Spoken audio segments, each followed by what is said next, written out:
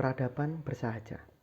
Sangat tidak mudah menentukan anak-anak kami akan dimasukkan ke sekolah atau pesantren mana. Ada sebab yang berasal dari iklim keluarga dan nasab kami turun-temurun. Ada juga sebab-sebab yang berasal dan berada di luar rumah kami. Situasi sosial Indonesia, iklim budaya masyarakat, habitat kependidikan di sekolah-sekolah, serta berbagai masalah khas zaman ini.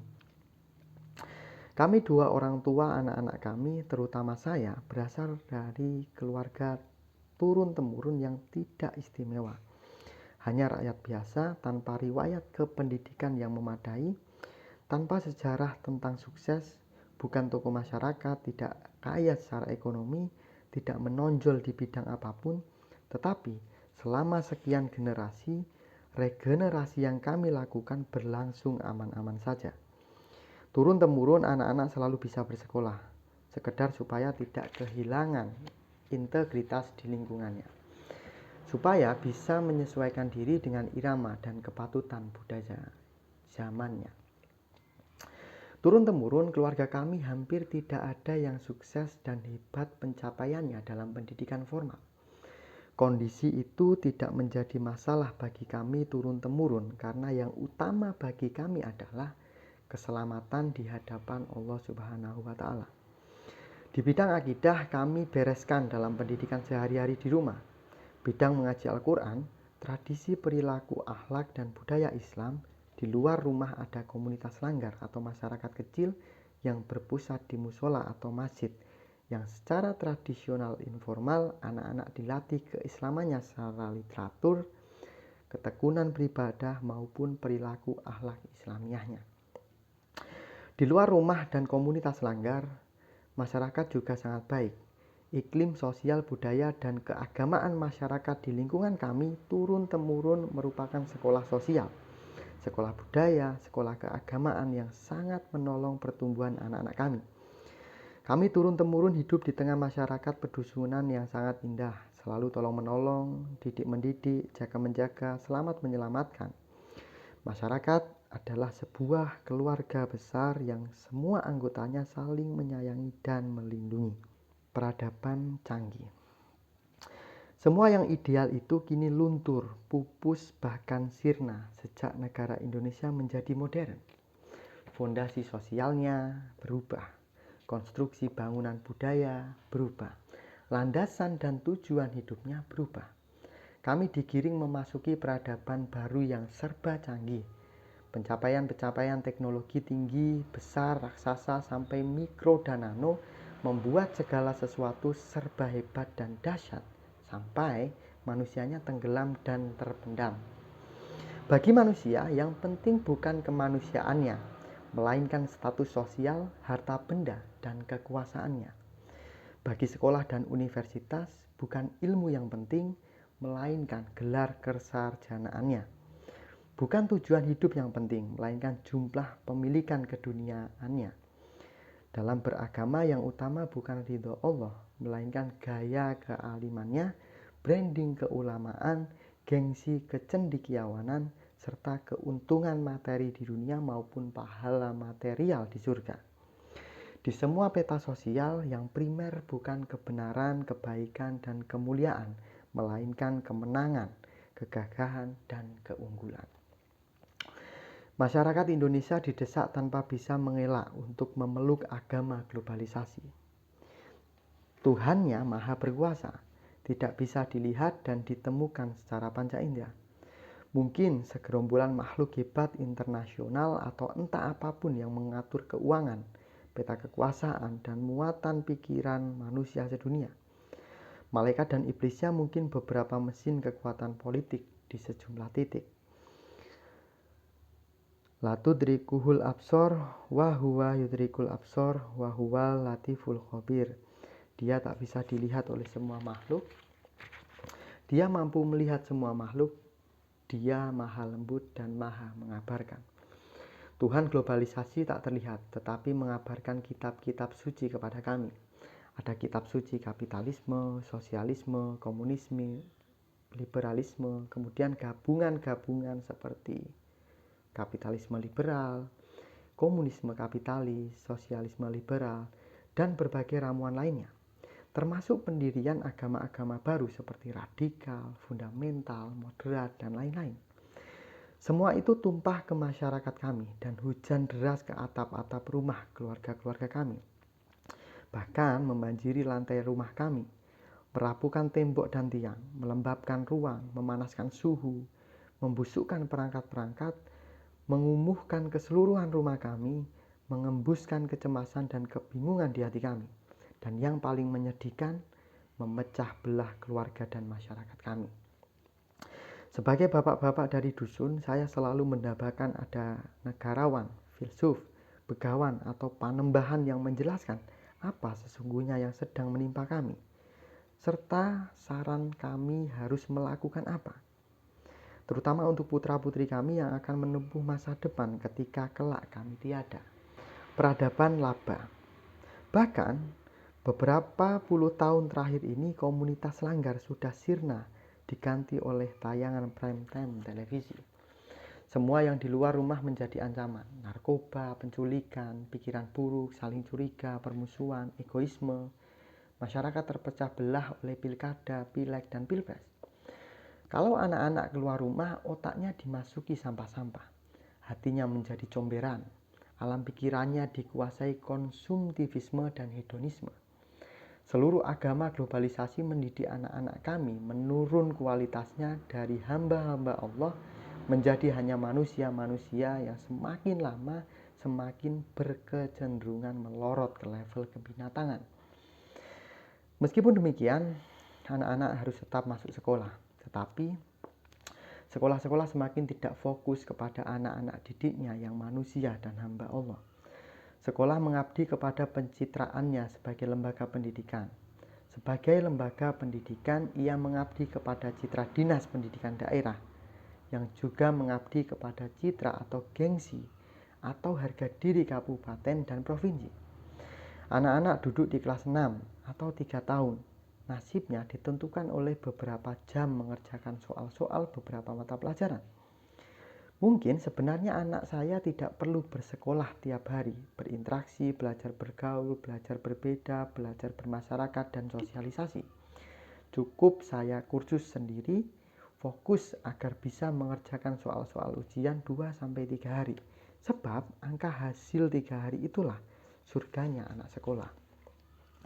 Agar lembaga sekolah, pamong pendidikan, serta kabupaten dan provinsi wilayah kependidikan bisa bersinar wajahnya, tinggi gengsinya, unggul dari pesaingnya dirundingkan.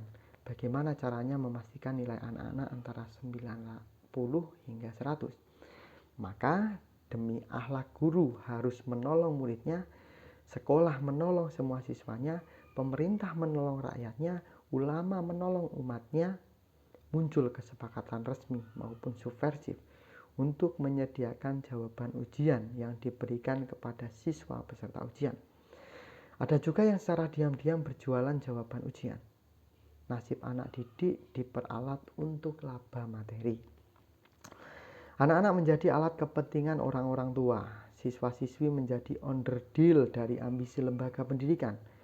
Generasi anak-anak dan remaja menjadi kendaraan bagi nafsu dan salah ilmu para pelaku institusi pendidikan.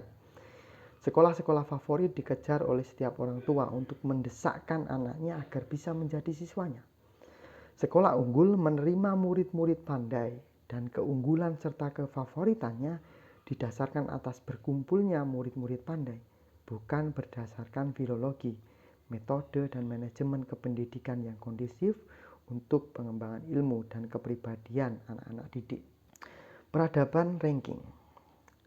Anak bungsu saya di kelas 4 SD berkata, sekolah yang baik dan unggul adalah sekolah yang mencari anak-anak tidak pandai untuk menjadi muridnya, kemudian dididik menjadi pandai, yang menerima anak-anak nakal untuk dididik menjadi anak-anak baik. Pernyataan anak kami itu tampaknya tidak berasal dari kecerdasan atau ketajaman persepsinya, melainkan dari habitat nasab tempat dia dilahirkan, yang turun-temurun tidak pandai di sekolah, maka pola berpikir kami agak terbalik dari umumnya masyarakat. Kami ibu ayah anak ini bersama 2 kakaknya bersyukur anak-anak kami tidak pernah masuk ranking nilai terbaik di sekolahnya. Kami mafhum karena kami adalah turunan keluarga awam, tidak pandai, tidak unggul, sehingga memang tidak ada iklim yang membuat anak-anak terlibat secara mental, psikologis, dan budaya untuk menang melawan teman-temannya. Sesekali kami memancing anak bungsu itu, apa tidak ada keinginan untuk sekali-kali masuk ranking? Dia menjawab, jangan, si Anu dan si Fulan, si Tole saja yang juara. Banyak teman-teman yang sedih kalau tidak juara. Memang banyak orang tua yang bangga berlebihan kalau anaknya hebat, dan frustasi berlebihan kalau anaknya tidak hebat, menurut parameter yang menjadi mainstream cita kependidikan sekarang. Anak-anak kami tidak ada yang hebat di sekolah. Itu meringankan beban kami dari kekhawatiran bahwa kalau orang hebat itu cenderung menghebati orang lain.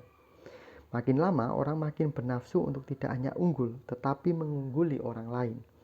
Sedangkan turun-temurun keluarga kami memang tidak ada yang hebat dan unggul bersekolah. Meski semaksimal apapun kami berjuang, kami mensyukuri qada dan qadar Allah ini. Tetapi diam-diam kami menghibur diri dalam inferioritas itu, bahwa pinter sekolah tidak sama dengan pinter hidup, bahwa keunggulan akademik hanyalah bagian kecil dari keseluruhan dan keutuhan potensi-potensi manusia, bahwa kecerdasan manusia adalah mozaik potensialitas yang dunia sekolah hanya memahami bagian-bagian tertentu saja. Apalagi semua unsur dan peristiwa dalam kehidupan ini adalah embusan belaka dari kemauan Maha Pencipta. Semua daya upaya dan pencapaian manusia tetap berada dan patuh di dalam kuasa Tuhan, takdir, nasib, lauhul mahfuz, serta fenomena hidayah dan amr. Makhluk hidup adalah anak-anak panah yang diluncurkan oleh Maha Pemanahnya. Makhluk tidak berkuasa atas busurnya dan tidak pernah mengerti titik tempat ujung panahnya akan menancap. Maka turun-temurun dalam tradisi pendidikan keluarga kami, pembiasaan dan peneguhan komitmen anak-anak panah keluarga kami kepada Maha Pemanah, dan titik tancapnya pada masa depan menjadi hal utama.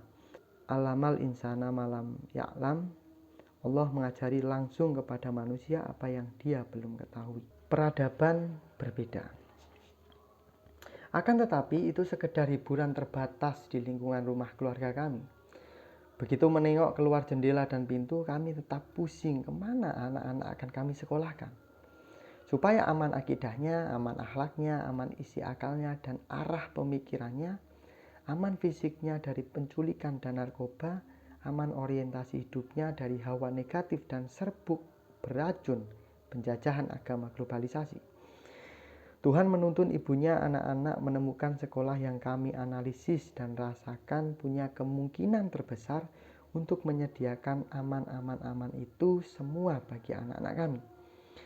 Ketika kami daftar, mulai terasa bahwa memang ini habitat yang agak berbeda dibanding yang kami cemaskan.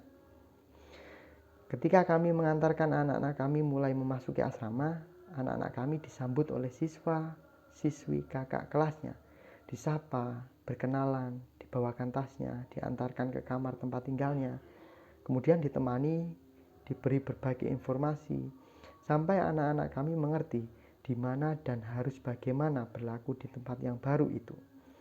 Ini agak shocking bagi kami secara budaya. Ini peradaban yang berbeda.